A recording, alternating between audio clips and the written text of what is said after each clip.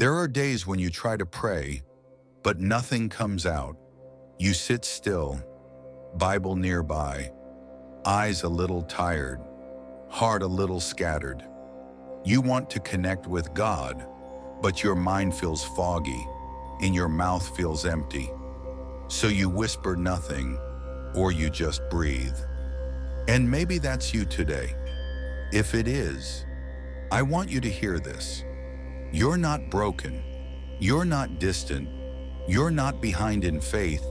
You're simply human, and your Father in heaven understands.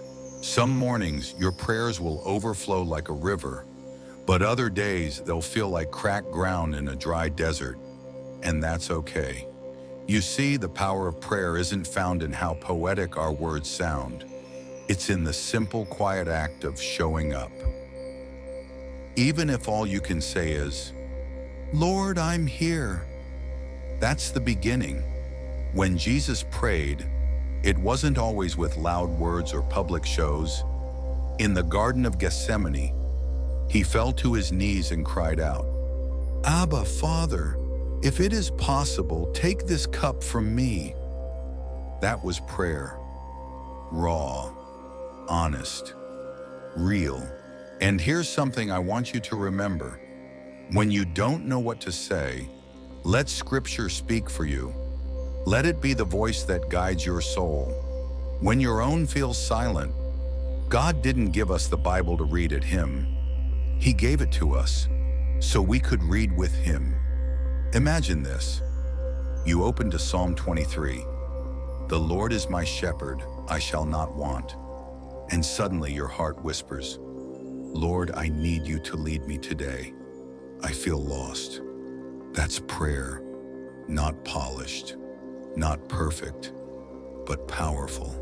Prayer is not about posture, not about length, not about saying everything right. It's about presence. Your presence before God and His presence with you. Scripture was never meant to be a textbook. It's a living conversation. Hebrews 4:12 says, "For the Word of God is alive and active." That means, when you read it, even slowly, even half asleep, it does something. It shapes you. It rewires your thoughts. It opens your spirit. It stirs something holy inside you. So what do you do when prayer feels far away? Let me walk with you. Take one verse, just one, and sit with it. Let's try this. Philippians 4:6. "Do not be anxious about anything, but in everything by prayer, let your requests be made known to God." Now turn it into your own words. "God, you see how anxious I've been. I bring it all to you. Help me trust you again." Simple. Sometimes all you need is to borrow God's words until they become your own. You don't need to invent something spiritual. Just respond to what's already alive. It's not a formula, it's a friendship. And friendships grow not through performance, but presence. If you're someone who struggles with routine, here's something gentle you can try. Pray with a pencil. Take a verse and write one sentence after it, like this. Psalm 42, verse 5. "Why are you cast down, O my soul? Lord, I don't even know why I feel this way, but I give it to you." That's it. You just prayed. Prayer and Bible study don't live in different worlds.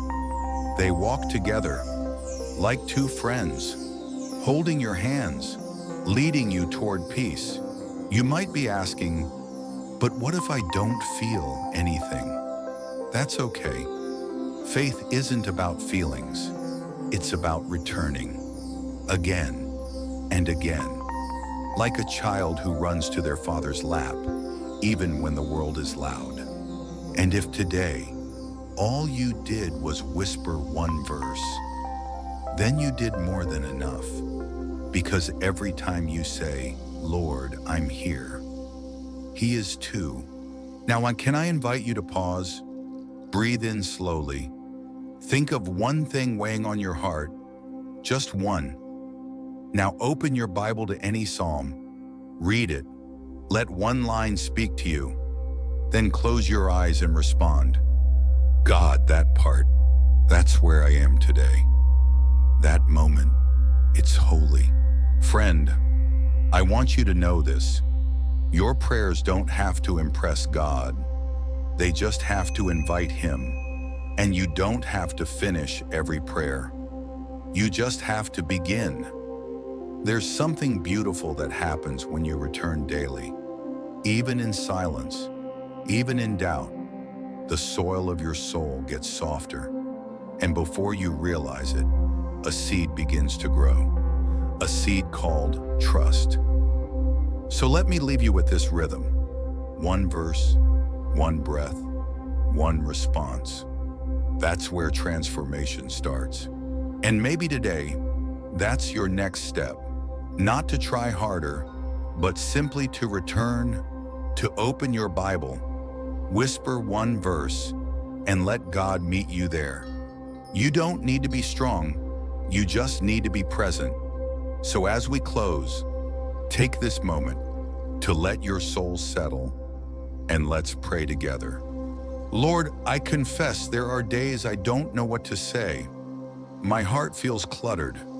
My thoughts are loud, but I'm here. I'm listening. Thank you for giving me your word to pray when mine run dry. Teach me to see Scripture as a doorway, not a duty. Help me respond to your love with honest prayer, even if all I have is one line. Let that be enough.